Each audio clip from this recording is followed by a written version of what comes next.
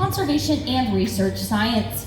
So during the wildfires several years back in Australia, we teamed up with an Australian partner to help save the koalas. But we could not do this alone. We needed the help of canines and their hypersense of smell. So because of our efforts in rescuing those koalas, we have our own demonstration taking place today. And just note, this canine was not a koala dog. So without further ado, I'd like to welcome out our canine, Elvis. Don't know where he's coming from. Elvis. There he goes. Buddy. So Elvis is, of course, going to look for snacks along the way. But he is looking for a there he goes. He is looking for a particular lemon scent. Now, we can't use a real koala because you'll see why. So we have a stuffed koala hanging out somewhere. It is hard to stump this guy. So here he goes, searching for that lemon scent with that nose. Oh, he's on it. Where is it? He knows it's over there somewhere. Looking up is hard. Elvis. And there he goes! Great job, Elvis! So in Australia, the conservation canines we had simply indicated where a koala was. They did not grab them or shake them around. But of course, Elvis was not one of those. He has a more important job that we'll get into in just a moment. But canines are helping vulnerable species all across the globe, not only in Australia. For a while here in our Southwest Conservation Hub, this part of the globe, we were using canines to look for the mountain yellow-legged frog. Now we use technology to help locate them, but our conservation canines did a great job in helping out that population. They also help in the African savannas in anti-poaching efforts, as well as finding cheetah poop, we like to call it cheetah scat, and to help out that population and raise awareness. Now Elvis here plays a very important role. He is a companion to someone that represents our next conservation hub, which is going to be our African savannas. Now before she comes out here, I need everyone to stay in their seats. Otherwise she cannot stay out here. It helps her feel comfortable if you're at the top. Please take the first seat.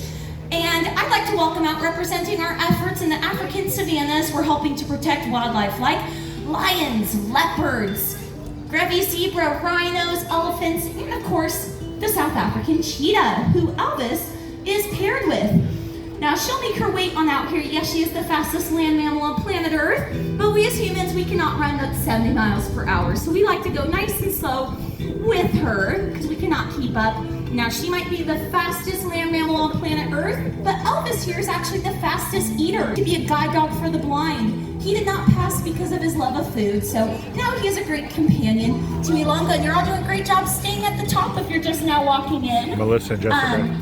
And staying in those seats. Oh yeah. So this here, showing off those nails, one of the features that help her run nice and fast. This here is the fastest land mammal on planet Earth, or in Ilangha's case, currently, and has had the title as the fastest cheetah in the zoo, the South African cheetah. Now they're designed for life in the fast lane. They are very much a flight species, not a fight species. So everything about their build is designed for speed. Nothing about that body is designed for power. So they're physically and physiologically much different than the other felines that they may share habitat space with. Now that small aerodynamic skull is mostly dedicated to the nasal cavity. Breathing is incredibly important when you are a sprinter. And a sprinter that can reach speeds of 70 miles per hour, so she needs to oxygenate her body. Now lions and leopards, other felines that share her habitat space with her, their skulls are dedicated to the jaw, big, powerful, bone-crushing jaws that can relocate their prey up into trees, and they can take them down with that big jaw. Cheetahs cannot. Going 70 miles an hour, they hope their prey trips, and then they go for the jugular. They have a very small mouth, compared to those other felines. So that's going to be the perfect size for that, to render their prey down. Now those stripes on her face, we call them malar stripes, also nicknamed Serengeti sunglasses, and those are going to help deflect the sunlight. Oftentimes the cheetah will take the daytime shift when it comes to hunting. They don't want competition, right? They're not powerful. They can't defend the prey that they've caught. They don't want to be out when other predators are out. So oftentimes that means day shift when the sun is bright, so having built-in sunglasses is going to help them see incredibly well. And if you're coming in, if you could just hang out at the top for me as our cheetah walks by, that would be very helpful. Thank you so much. Lots of little gazelles running around. Okay, Another feature that helps make them fast, those nails. Actually, it's one of my favorite features to point out because you can see them from across the way from a distance. Those nails are called semi-non-retractable. They're out, they're exposed. Her foot looks awfully like her dog's foot. And that stumped researchers for so long because they couldn't understand, why is this feline's foot so different than all the other felines? And that's for traction. They're like built-in running cleats. They're not strong and sharp for swatting or climbing. They're good for what they need to do, and that is to run. Now, unfortunately, cheetahs cannot outrun the race to survival. In areas where they have been historically located, they're either vulnerable to extinct. So lots of efforts are being done to help out this beautiful cat. Our role, education, is incredibly important. Just by coming here today and learning about her is a step towards helping this beautiful feline out. Now, genetic diversity is incredibly important when there's so few of a species scattered across a few different continents. And so our role, creating genetic diversity as well. Ilangha was our 159th cheetah born here. So we're doing our efforts to help out those genetic lines. Now, other organizations like the Cheetah Conservation Fund is using the canine to be a guardian breed to guard livestock. So there's no friction between cheetahs and humans. They can keep their livelihood, which is their livestock, and the cheetahs can move on and go hunt somewhere else just because of the presence of a large dog. So I think that's a pretty unique way to save cheetahs' lives. Now, if you're wondering more about these two, they've been paired almost their entire life. They both turned 9 last year, so they're about to enter double digits this year. They're going to be a 10-year-old companion pair, and Elvis is currently our only canine in the zoo, so it's fun to see them together, our dynamic duo. They spend most of their time hanging out. Of course, when Ilangha gets a nice big hunk of meat, Elvis cannot be around her because he would push her out of the way and gobble it up really fast. He is not a hyena. We learned once by, he pushed her out of the, oh, he scattered, he sneezed, if you're wondering what just happened. That was not a very fun sound. So we learned the hard way that he cannot be around her when she's eating because we have one very large dog and one very small cheetah. Okay, well, without further ado, that was our dynamic duo, Elvis and Ilangha. Come on in. Thank you so much for helping out our cheetah and staying at the top. You're welcome to filter in now. Alrighty, next up, I'm going to pass you over to my co-care specialist, Katie. Hi, everybody. How's everybody doing so far? Hi, Katie. Woo! All right. Well, like she said, my name is Katie, and I'm another wildlife care specialist here. And we are going to be moving into our Amazonia Conservation Hub, where San Diego Zoo Wildlife Alliance and its partners are helping to protect species such as the Andean bear, the otter, New World monkeys, as well as plant life like orchids. Now, this next guest needs the trees of the rainforest to survive. They live very, very high up in there. They kind of are a little slow as well. Please welcome out Tornero, our Linnaeus two-toed sloth. Yay, Tornero. Yeah, applause. Pretty cool, right? And right now, he is at blazing speed. What are sloths known for? Being slow. And in fact, I don't know, I haven't seen the newest Zootopia, but did the sloth make an appearance again, usually working at the DMV, right? Well, sloths have adapted to a slow lifestyle because they eat lots of kind of low energy source foods. They pretty much munch on plants, leaves, so it'd be like if we were eating lettuce all day, we might be a little slow as well. But through evolution, they also have developed to live completely upside down. The only time they are right side up is when they are born, and they will be on their mom's chest for a few months, about 6 months. Now, like I said, they are slow, but there are some predators that might go after them, but they do have a defense against predators, and that is pretty much camouflage.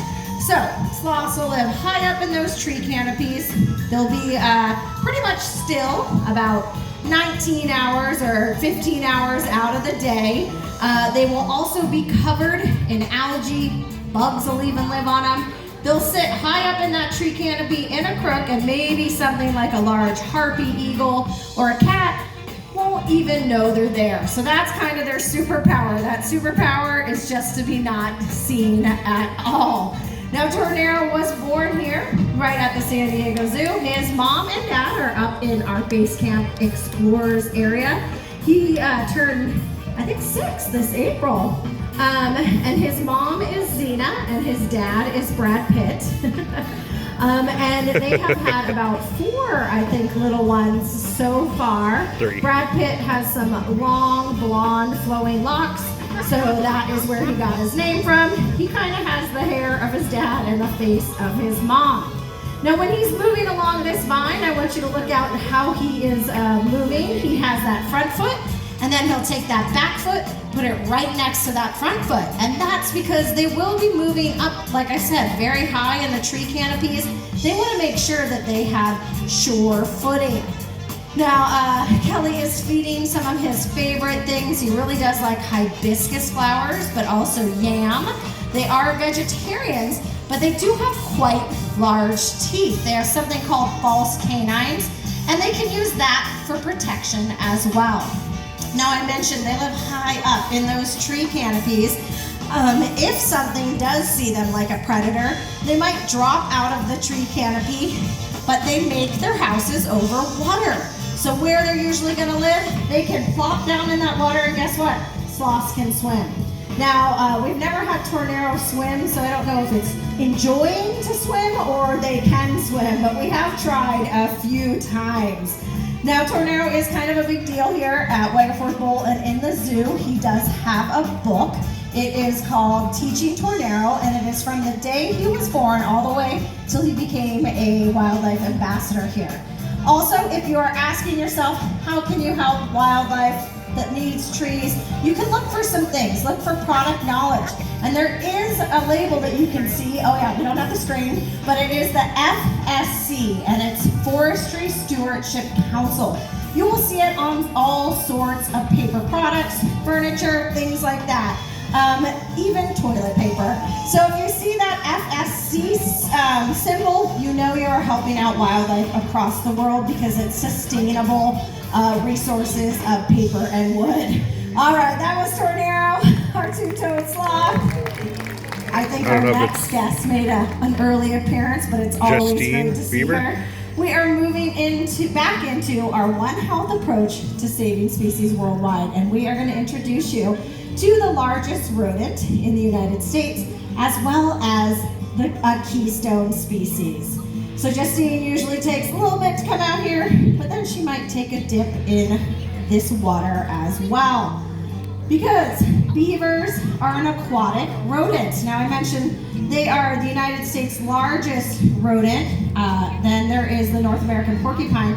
But of course, does anybody know the largest rodent in the world? Capybara, that is right. And we do have some on habitat over by our Elephant Odyssey area. Now, Justine, oh, she's freezing. Oh, now she's eating her favorite thing too, some yam.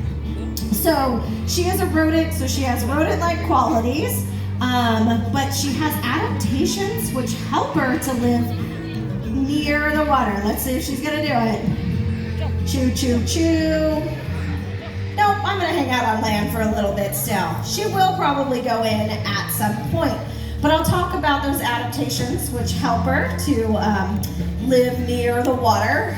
So what they do is they have web feet that are webbed so she can push through the water, so she's got her own built-in fins. She has a third eyelid that's clear so that she can see when she's swimming underneath the water. And what is pretty impressive is that beavers can hold their breath for up to 15 minutes. Yeah, pretty impressive. If you're asking us if we ever did get to see it, well, we did. The first time she came out here, she went swimming in this lovely body of water and went right underneath there. There used to be a waterfall, so there was even water coming down, and she didn't poke her head out until about 15 minutes. Got us a little bit worried, but you know, this is one of her favorite places to swim now. So I had mentioned that beavers are a keystone species. What that means is they are important to a whole environment. Without beavers, environments can crumble. And one example is Yellowstone. No, she can go in. Whee! Always fun to see that. Yellowstone National Park had become a sick ecosystem. The wolves had left, the beavers had left, and without that top predator as well as beavers, it had been affected all the way down to the streams, and it was no Tornero's still longer hanging a around. healthy environment. Well, in the 1990s, they decided to reintroduce the wolves, but the lesser known fact is that beavers were introduced as well. And now it is a complete ecosystem with both those wildlife animals back in those habitats, making it a complete ecosystem. So how are beavers a keystone species? Well, what do most people know beavers build? Dams, that is right. So beavers build their dams and they will plug up that river and they'll create a pond. And within that pond, fish can find places to lay their eggs, migratory birds can come and make nests, as well as its water source for all other sorts of wildlife. So beavers create that pond that not only they will live on for a few years, but also for other wildlife to get benefits from. Now I mentioned that beavers go and can hold their breath for 15 minutes. They'll do it for a couple reasons.